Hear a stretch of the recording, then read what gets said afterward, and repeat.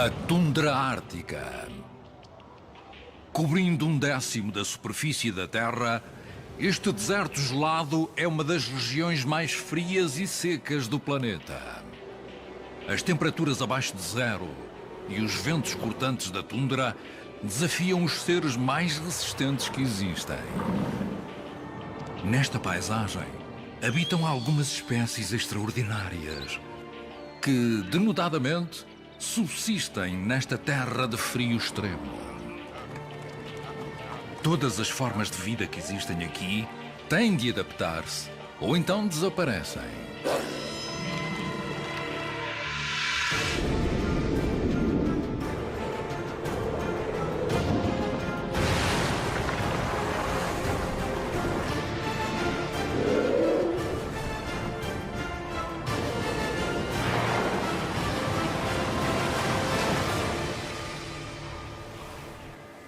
O Ártico Selvagem.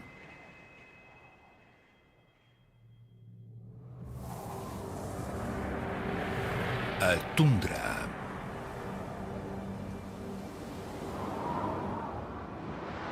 A tundra ártica é uma região vastíssima, desprovida de árvores, que fica entre o Polo Norte e a cintura de coníferas da taiga.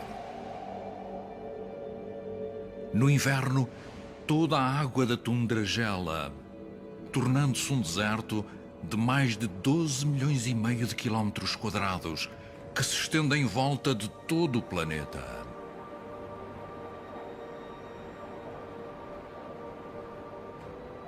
Aqui, as noites podem durar meses e as vastas planícies ficam cobertas de neve num inverno que dura 3/4 do ano. Sob a neve, existe uma camada de solo gelado com quase 1600 metros de espessura. Os animais que vivem na tundra tiveram de adaptar-se para sobreviver.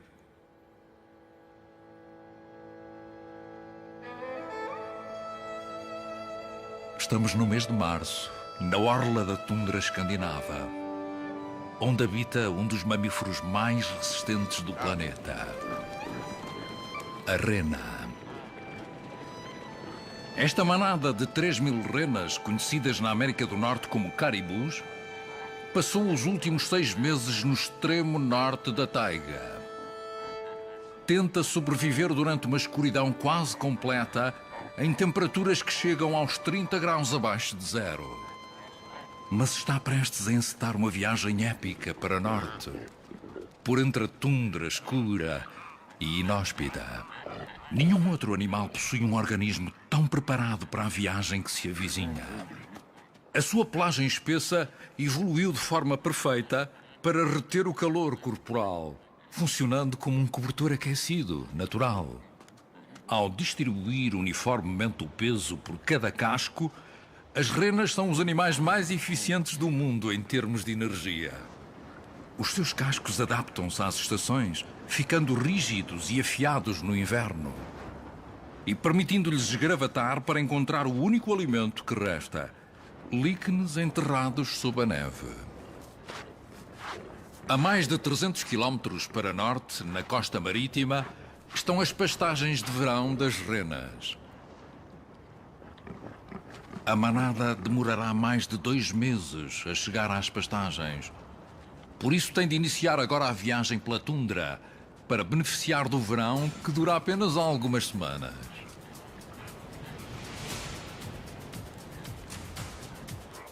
Este ambiente não é propício à criação de gado, de modo que há séculos que as renas foram domesticadas pelo único povo indígena da Escandinávia, os Sami.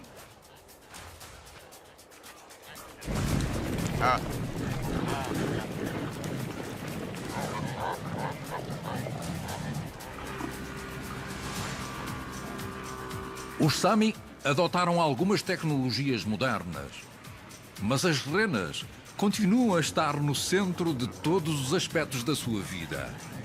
Há 10.000 anos que dependem deste animal.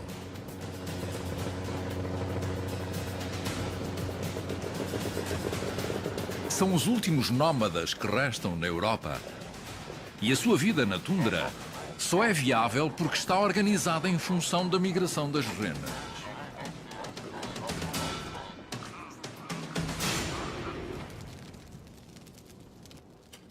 Os Sami aproveitam este animal para tudo. Desde a carne para alimento, às peles para vestuário e para as tendas em que vivem. As renas domesticadas não se dirigem para norte apenas para se alimentarem. É o impulso natural de dar à luz na terra onde nasceram que as leva a seguir para norte em grupo, até às condições agrestes da tundra.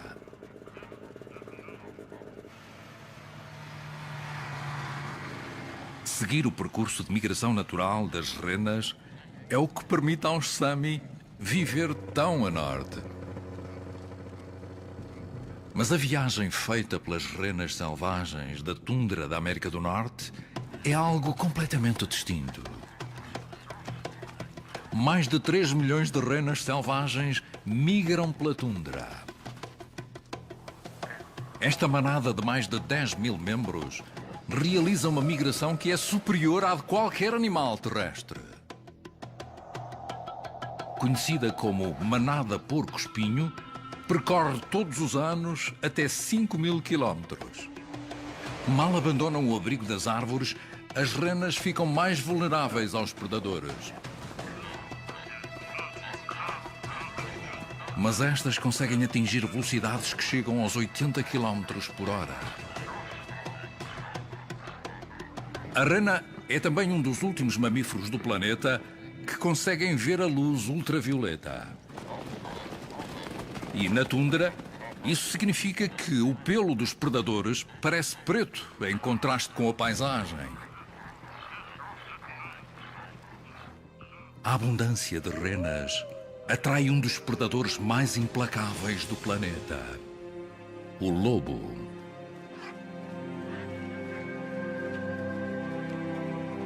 Em tempos, o lobo era o mamífero terrestre com maior distribuição no planeta, à exceção dos seres humanos. E caracteriza-se por ser um predador extremamente inteligente. A maioria dos lobos não sai do território em que nasceu. Mas em algumas partes da tundra, os lobos têm de percorrer grandes distâncias para sobreviver. Esta alcateia segue o rasto das renas desde a taiga até às planícies geladas da tundra. E quando encontrar a manada, começará a caçada. O lobo é um dos carnívoros mais implacáveis do planeta. É comum matar bisontes com 6 vezes o seu tamanho. Mas aqui, na tundra ártica, a base da sua dieta é a rena. Com cerca de 10 lobos ao ataque, a alcateia tenta dispersar a manada.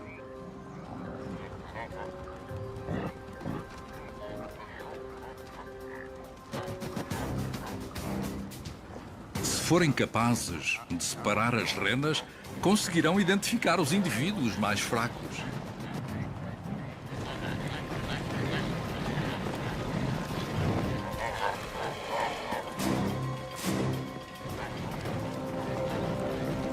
As renas tentam desesperadamente manter-se juntas, mas os lobos conservam a sua energia à espera do momento para atacar.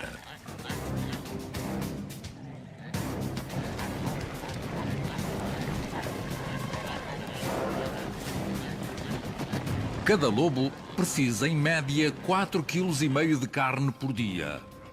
E esta alcateia tem de matar um animal de 2 em 2 dias.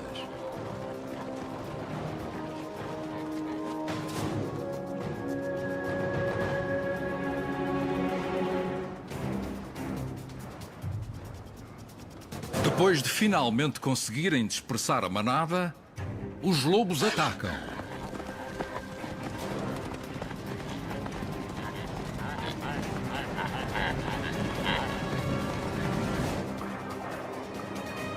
Começa a caçada. As renas têm de manter-se juntas.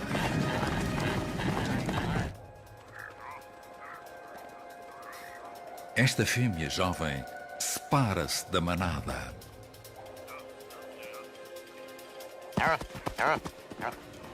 Uma rena consegue facilmente correr mais do que um lobo, mas a alcateia trabalha em conjunto.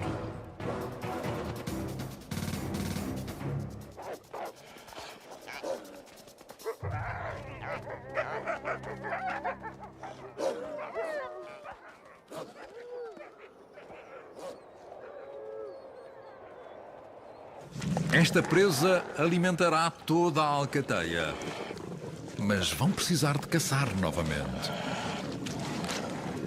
A manada porco-espinho acabou de iniciar esta viagem até às pastagens de verão que ficam 2.500 quilómetros a norte.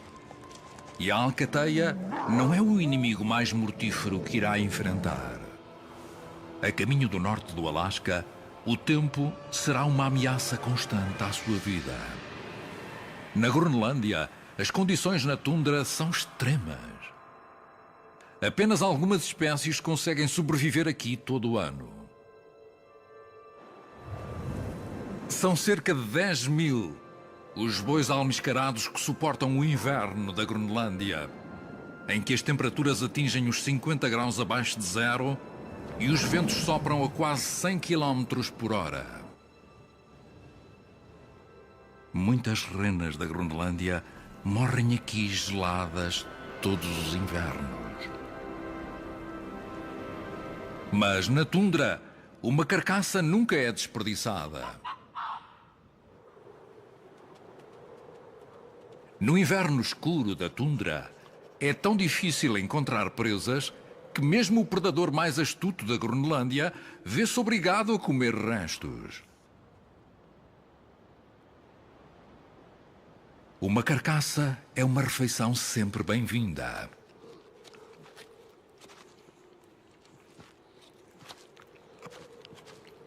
A raposa do Ártico está perfeitamente adaptada à vida neste clima impiedoso. Não há outro animal que possua uma pelagem tão resistente ao frio como a raposa, o que a ajuda a suportar temperaturas de 50 graus abaixo de zero.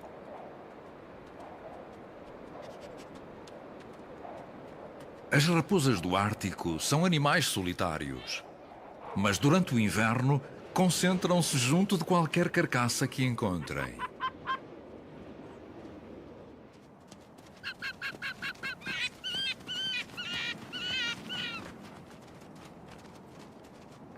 A raposa do Ártico pode comer restos de animais em tempos difíceis, mas é um dos predadores mais hábeis do Ártico.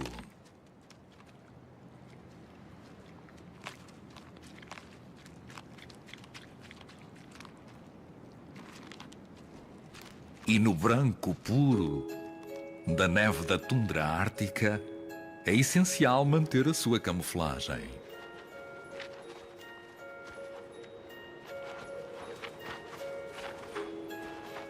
Mesmo nas condições hostis da Groenlândia, muitos animais encontraram maneira de sobreviver.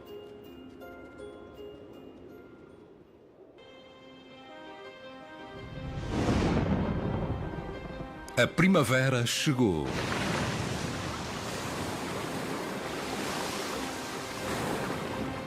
O Ártico registra a mudança de estação mais dramática do planeta.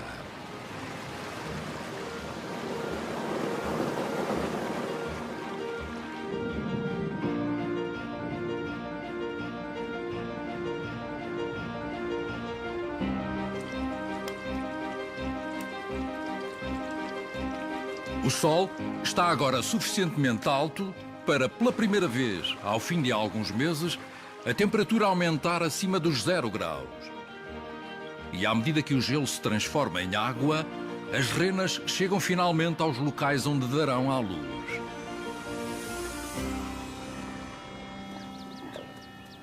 Está na hora de as fêmeas darem à luz, no mesmo local onde elas próprias nasceram.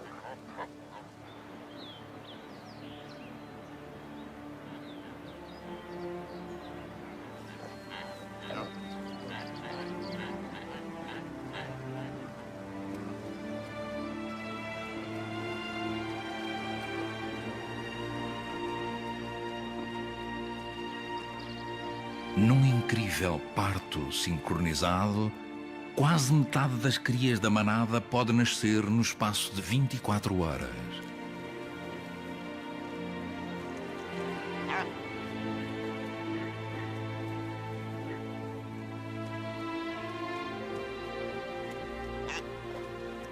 As crias conseguem pôr-se de pé em minutos.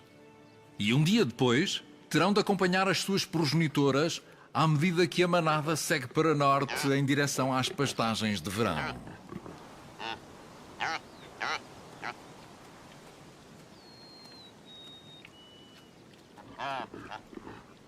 Depois de se pôr de pé, a cria terá poucos momentos de descanso durante toda a sua vida. Toda a tundra está a mudar drasticamente. Até mesmo para os lobos, que agora têm crias. As crias têm apenas uma semana de vida. São demasiado jovens para se juntarem à caçada das renas. As progenitoras também têm de permanecer no mesmo local para alimentar as crias. Mas os machos, esses vão à caça.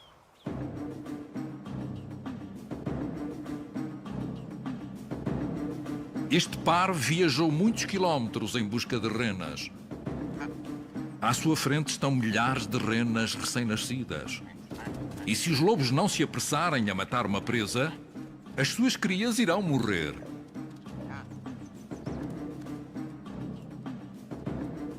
Mas nesta altura do ano, não são apenas as crias de rena que se tornam um alvo para os lobos famintos da tundra. Estas crias de bois almiscarados canadianos têm apenas alguns dias de vida e é fácil serem mortas por um lobo.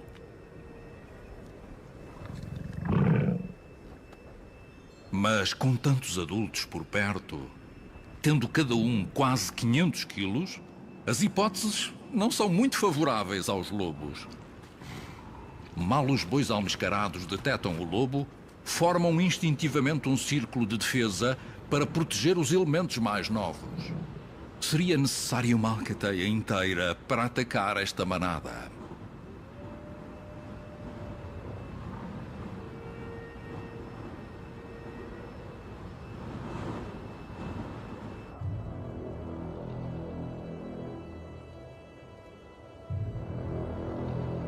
As renas e as suas crias deslocam-se para norte, onde a neve, que derrete, revela a vegetação viçosa da tundra.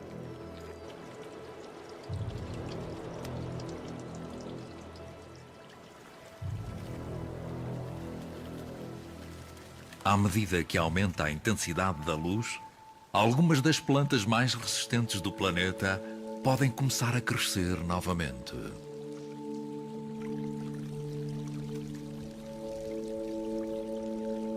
A neve pode estar a derreter, mas o solo permanece completamente gelado.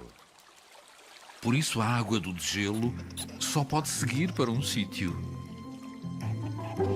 Os lemmings são expulsos dos seus túneis à medida que os seus lares são transformados em vias de escoamento.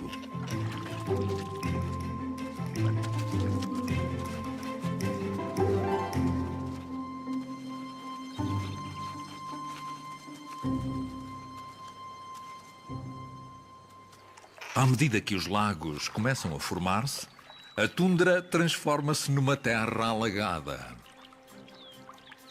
Os lemmings sabem nadar, mas para evitar predadores, têm de encontrar um esconderijo.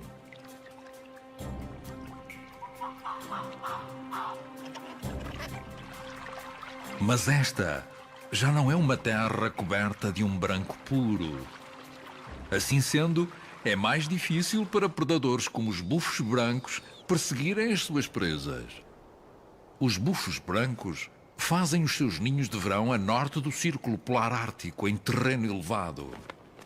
A sua pelagem muda pouco com as estações e os seus ninhos são fáceis de detectar contra o solo exposto da tundra. Esta fêmea tem 10 ovos para proteger. A sua plumagem é mais escura e mais matizada do que a do macho.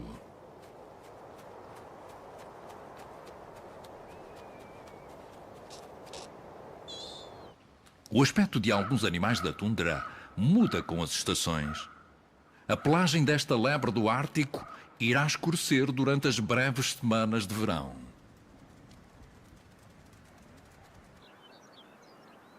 Em determinados locais, as plantas tiveram que se adaptar a uma estação de crescimento que dura apenas 6 semanas. Esta explosão de vida atrai bandos maciços de aves migradoras.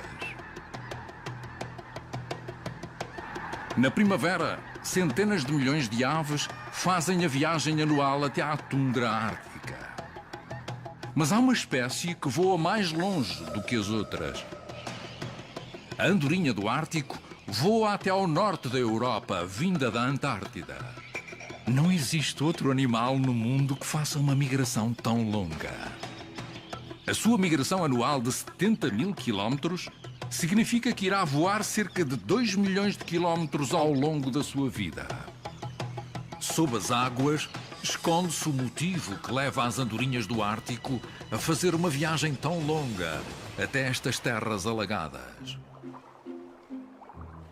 À medida que aumenta a luminosidade, os lagos aquecem e os insetos começam a eclodir.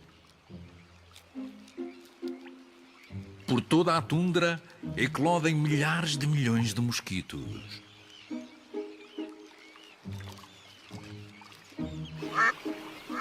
Era precisamente isto que as aves aguardavam.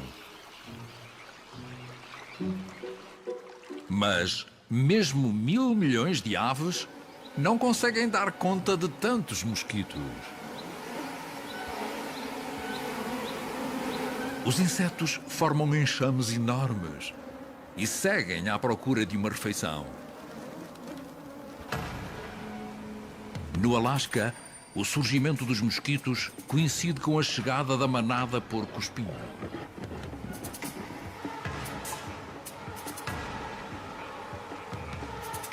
Concluíram finalmente a sua migração épica para tirar partido da abundância de vegetação. Mas a presença dos mosquitos faz com que a tundra, nesta altura do ano, seja um dos locais mais adversos do planeta. E a manada tem de seguir em frente para escapar às suas picadas.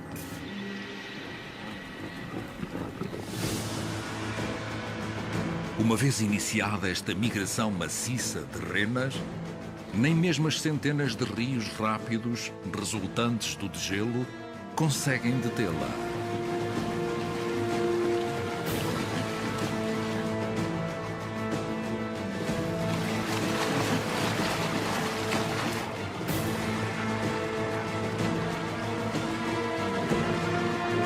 As renas são nadadoras espantosamente rápidas, conseguindo atingir os 10 km por hora.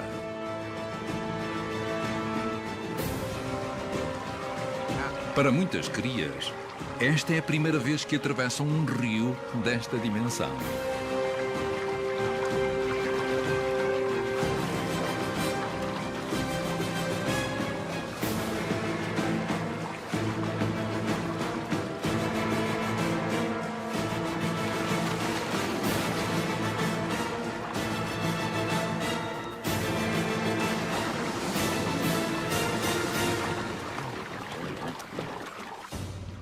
A manada poderá ter-se livrado dos mosquitos, mas a travessia do rio tem o seu preço.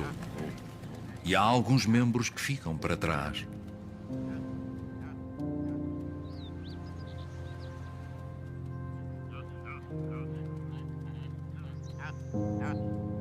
Os lobos, famintos, não estão muito longe.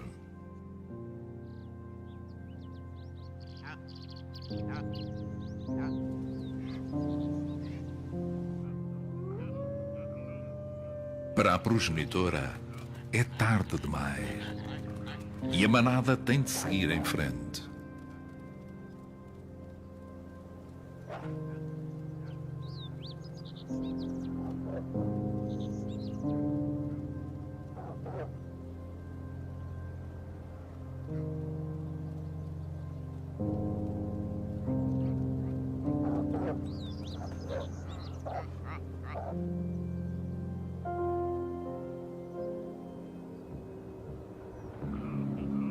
Das dezenas de milhares de crias que todos os anos nascem na tundra, só metade sobreviverá.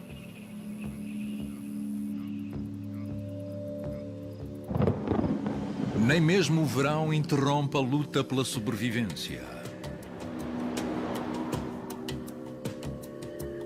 Para os bois almiscarados da América do Norte, esta é a época do cio. Estes sobreviventes da última glaciação pouco mudaram em mais de 14 mil anos.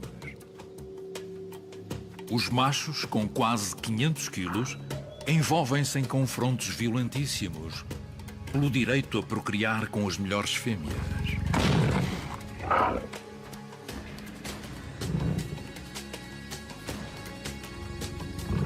O seu cérebro está protegido por uma camada de tecido ósseo com 17 centímetros. Mas se nenhum dos participantes desistir, estes duelos épicos podem transformar-se em lutas até à morte.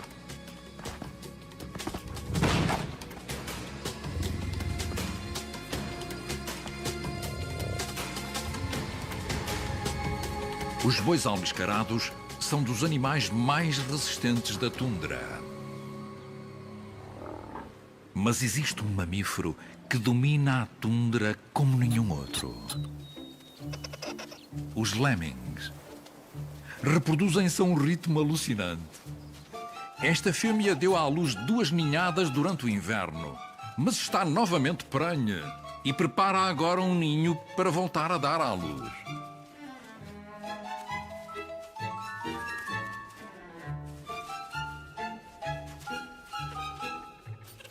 Estes animais têm um período de gestação de apenas 3 semanas e os recém-nascidos estarão prontos a reproduzir-se com apenas 1 mês de idade.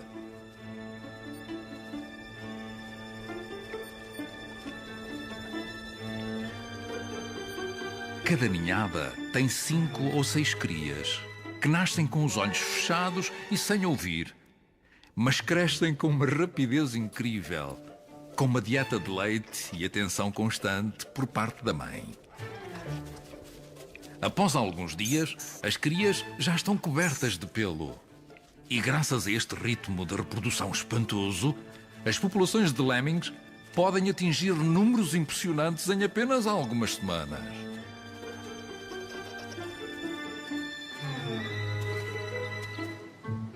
Por existirem em grande número e serem facilmente detetáveis, os lemmings são caçados por praticamente todos os predadores da tundra.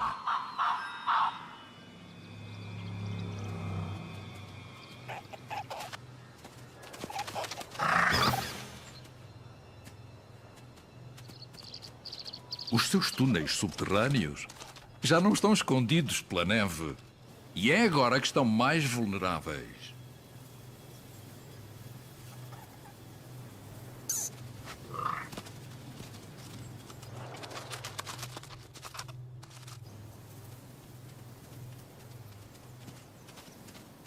O número de predadores na tundra também está a aumentar.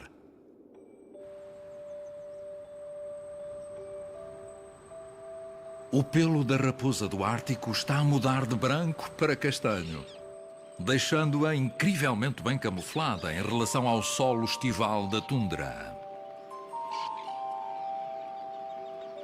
A dieta da raposa não se limita aos lemmings. Este macho anda à procura de ovos. Ele precisa de encontrar muito alimento, pois tem muitas bocas para alimentar.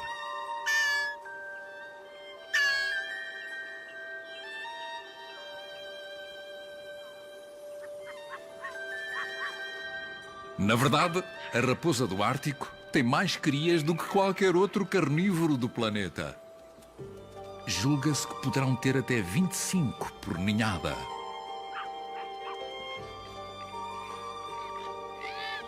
Em breve, estas crias terão de sobreviver sozinhas num dos ambientes mais inóspitos do planeta.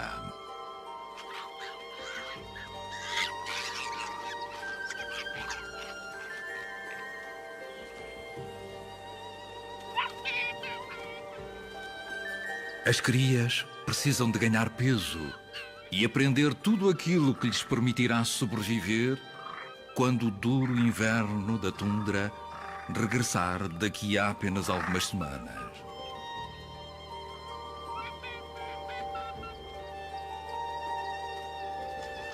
Para alimentar tantas crias, os machos estão em constante atividade. Mas, felizmente, no verão ártico, o sol nunca se põe e podem caçar 24 horas por dia. Depois de umas 5 semanas apenas, estas crias serão desmamadas e passarão a comer essencialmente lemmings. Com tantas raposas do Ártico na tundra, é fácil perceber qual o destino dos lemmings.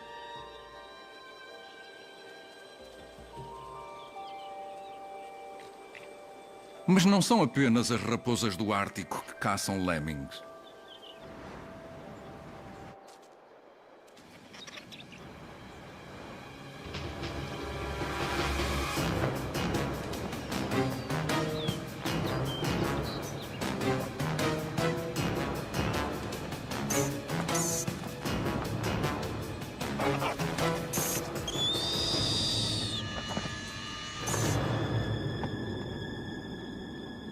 Os bufos brancos estão a desfrutar da abundância de lemmings na tundra escandinava. E quanto mais lemmings há para comer, mais ovos de bufo branco são produzidos. Estes ovos foram postos há mais de um mês e começam agora a eclodir. Alguns dias após terem eclodido, as crias de bufo branco estão prontas para começar a dieta de lemmings que manterão até ao final da vida. As crias são alimentadas com tiras de carne até terem tamanho suficiente para ingerirem os animais inteiros. Quando tiverem algumas semanas de vida, as crias já conseguirão engolir lemmings inteiros.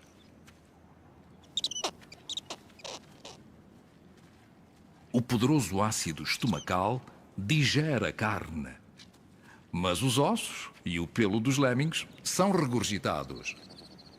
Esta cria tem, sem dúvida, mais olhos do que barriga. Nesta altura do ano, há muito mais animais na tundra. A maioria das crias não consegue voar e as suas progenitoras têm de protegê-las a todo o custo. Este bufo branco, fêmea, tem tantas crias para alimentar que precisa de estar atento a todas as oportunidades que surgirem. Quando estas crias de ganso se preparam para o seu primeiro mergulho, o bufo fêmea arrisca. Os bufos sabem que os gansos adultos não desistem das suas crias sem dar luta. E têm de trabalhar em conjunto para afastar as aves de maior porte.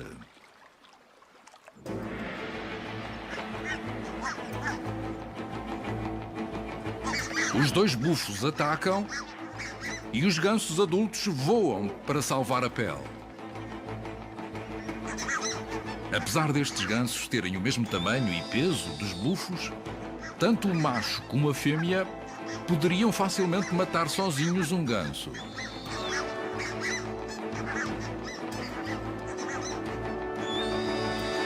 Mas os bufos não andam à caça de adultos.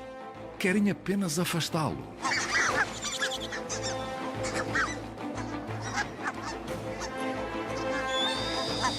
O bufo fêmea volta agora a sua atenção para as crias de ganso. Apercebendo-se do perigo, os gansos começam a perseguir os bufos.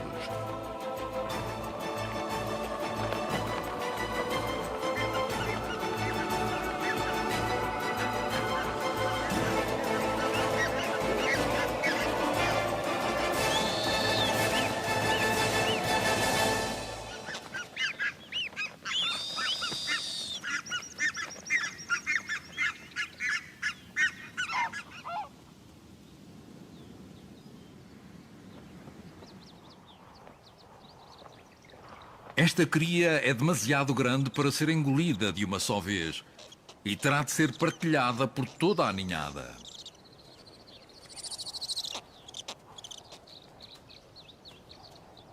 A abundância de alimento estival está prestes a terminar e dentro de algumas semanas a ameaça da escassez voltará a ser uma realidade para todos os animais da tundra.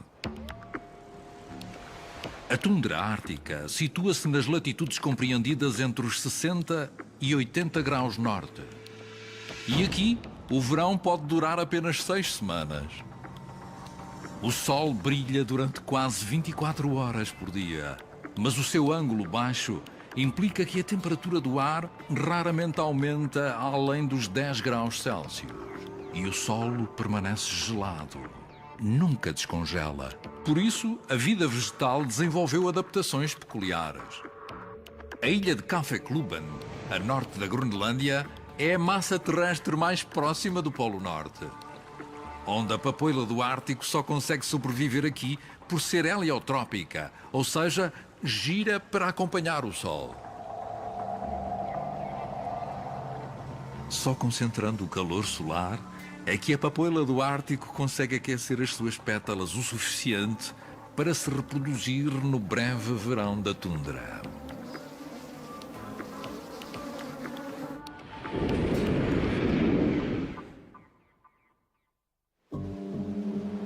No início de setembro, tal como acontece com todas as renas da tundra ártica, a manada porco-espinho do Alasca entra na época de acasalamento.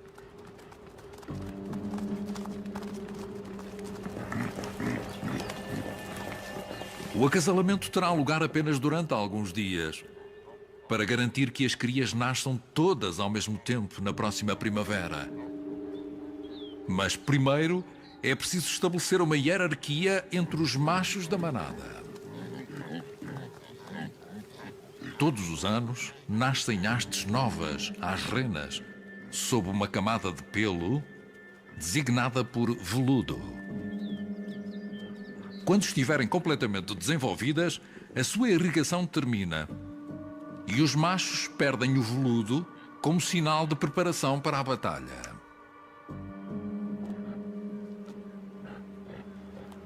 De todas as espécies de veados, as renas são as que possuem as maiores hastes em relação ao tamanho do corpo.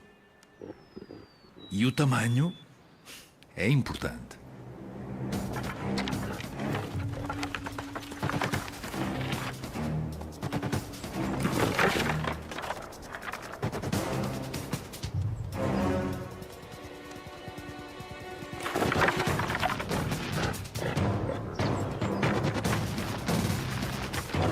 Estes confrontos podem levar à morte.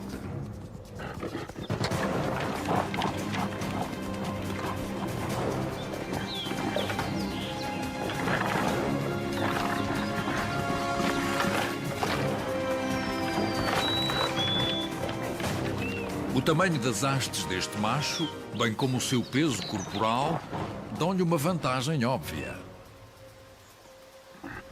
O prémio será controlar até 20 das melhores fêmeas reprodutoras.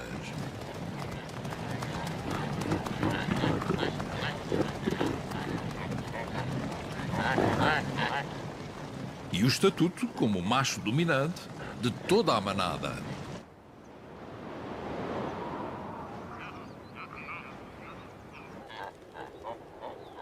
Nas manadas domesticadas da Escandinávia, os pastores de renas Sami têm apenas 6 machos para cada 100 fêmeas. Em setembro, os pastores Sami preparam-se para abandonar as zonas de verão onde nascem as crias à procura de pastagens frescas mais a sul. E começarão agora a viagem de regresso às pastagens de inverno. Mas há que atravessar um rio largo. E para isso, há que reunir mais de 3.000 renas.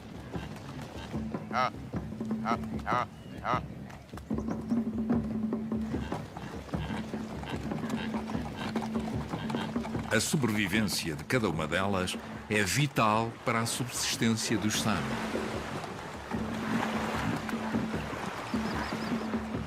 Há milhares de anos que os antepassados destes animais fazem esta migração.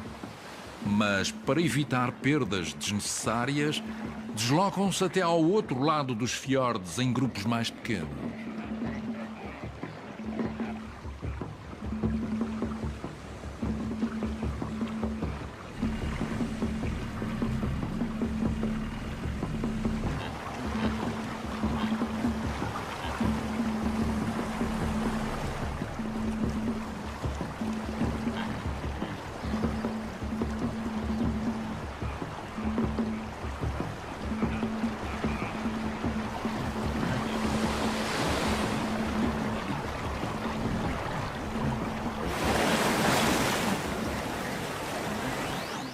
Em setembro, as crias de bufo branco começam a ganhar penas e são agora deixadas sozinhas durante longos períodos. Apesar de estarem armadas com garras de mais de 2 centímetros, continuam a estar vulneráveis até conseguirem voar. Quaisquer predadores que inadvertidamente entrem no território de nidificação terão de lidar com os bufos adultos que observam lá no alto.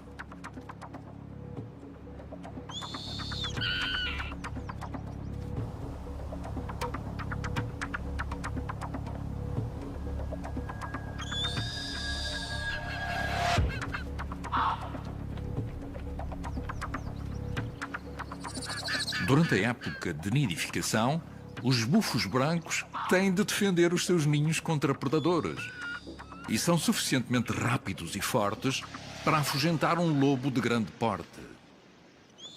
A raposa do Ártico não é um adversário à altura do bufo branco e as crias estão a salvo, por agora, mas dentro de apenas alguns dias, os bufos juvenis serão deixados completamente sozinhos. Ainda antes destes conseguirem voar, os bufos adultos irão abandonar o ninho de vez.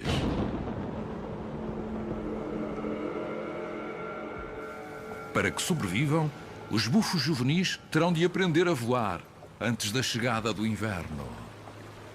Em menos de 6 semanas, o breve verão termina. As terras alagadas que atraíram as aves estão agora a gelar.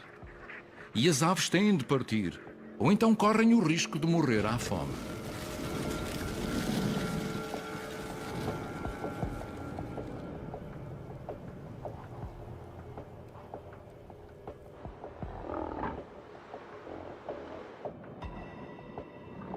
Um nevão, fora de tempo, apanha desprevenidas a raposa e as suas crias, que ainda são muito novas para sobreviverem sozinhas.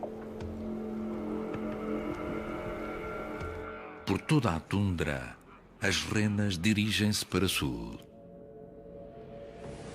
A manada porco-espinho, com mais de 100.000 elementos, fragmenta-se agora, à medida que regressa ao abrigo das florestas para passar o inverno.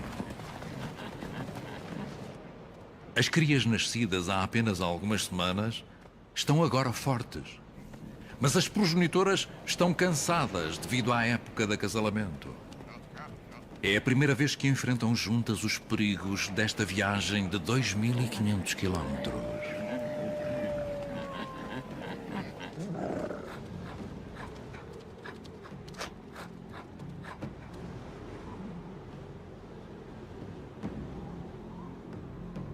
Pressionada para seguir em frente, a manada é forçada a correr riscos.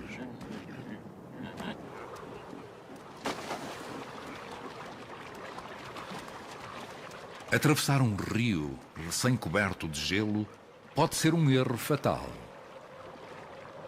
O esforço para escapar de águas tão geladas pode cansar uma rena em escassos segundos. E é precisamente isso que os lobos esperam.